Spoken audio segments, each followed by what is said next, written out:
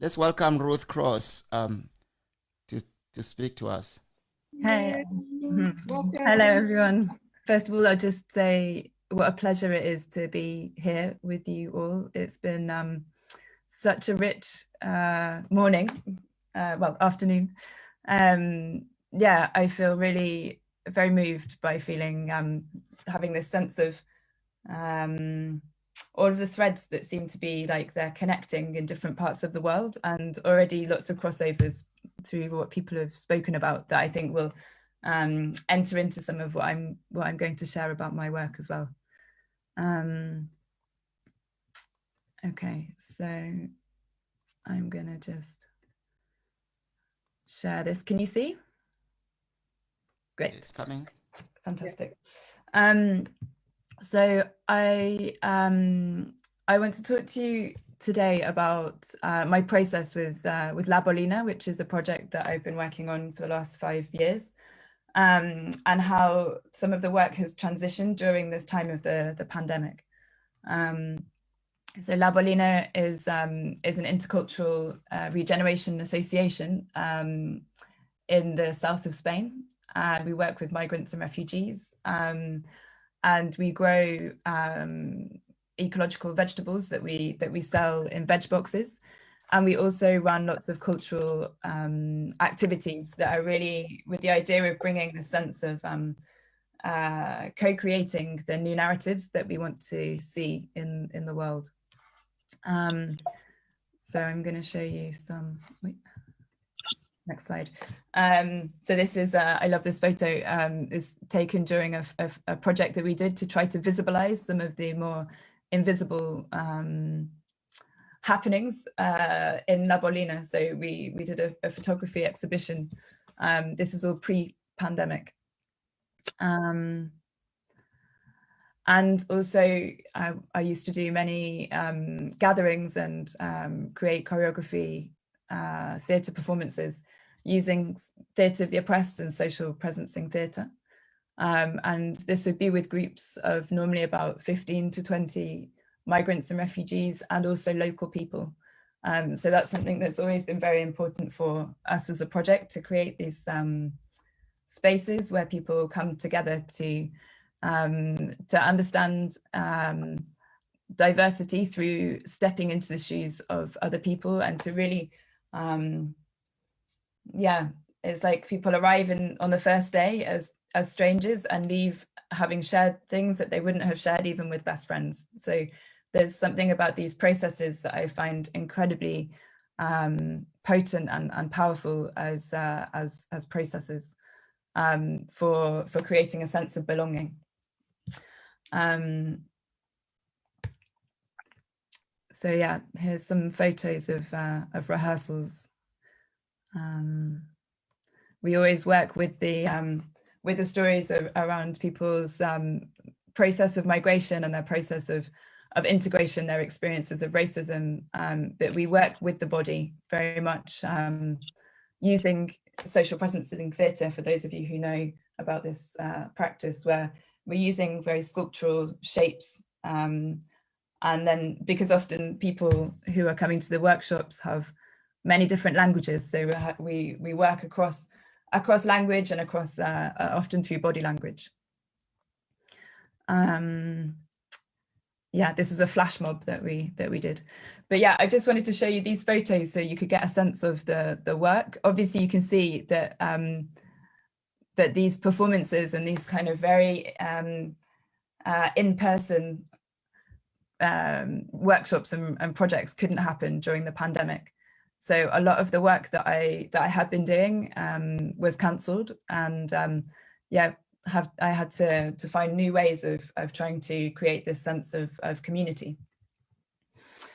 So during the pandemic, I ran quite a lot of sessions online, and what I was noticing was that migrants and refugees who I had been working with were not able to access the online spaces due to not having the funds, not having a laptop, not having good internet connection. So although I was doing a lot of culture of sort of what I would call culture of care work, the actual connection with migrants and refugees, who we found were the people who were often suffering the most from a multitude of intersectional challenges. And so I had this question, okay, as a social practitioner and an artist, a creative person, how do I, what do I do to kind of overcome this challenge? And so we set up WhatsApp groups, and we had WhatsApp groups with many people on them. And so we had this way of connecting with people who wouldn't be able to attend Zoom meetings, but we would kind of create theatre through WhatsApp. Yeah, readdressing what we understood by theatre, which felt very, very exciting in a way to really open up the accessibility. I put this photo in because Deborah, who you just heard speaking, she took this. Actually, it's a screenshot from a film. So this was the other aspect of the work that really that arrived very present during the pandemic, that I was invited to take part in a project, or La Bolina was invited to take part in a project called Supermarket Museum. And so this gave us some funding to be able to create small scale projects with just a few people, as opposed to large scale theatre, theatre workshops and performances. And I worked with two of my colleagues, Sharaf and Ernesto, to make a video and a research project really that culminated in a video around the greenhouses and the plastic sea, which is in Almeria. So I'm just going to flick through some of these. They're screenshots from the video that we made together. And the video is really highlighting the living situation of many of the migrant farm workers in Spain who are growing vegetables that are sold across Europe. When lots of the migrants didn't have access to face masks, didn't have time off when they were ill during the pandemic, that their treatment was very different to many of Spanish nationals. So we were trying to speak about that. So yeah, this is just a photo and some information from the Supermarket Museum website. And I wanted to just share with you this. I'm not going to play the film because it's 10 minutes long, but just to share with you some of the images that we created. It is visible from the moon. People call it the plastic sea because it literally is a sea of plastic which goes on for kilometers after kilometers. Well, maybe not this exact one, but could have been. It costs €1 for this cabbage. In the current supermarket food system, the supermarket will make 15 cents per cabbage. The distributor will make 70 cents, and the farm manager 15 cents. And the people who grow it will earn less than 1 cent per cabbage. I get home late and cook, eat, sleep, and then get up to do the same again.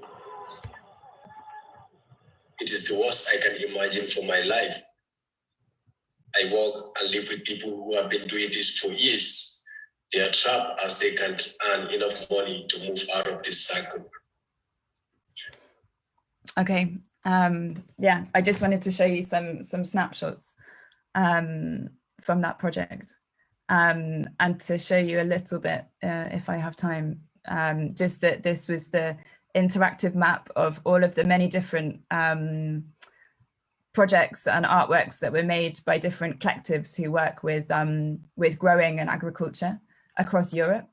So it's an amazing resource of where art and social action. I loved what you were saying about art and this crossover between what is living art, what is life itself, and what is activism. And I think my work is always situated between these things. So I found that question very interesting.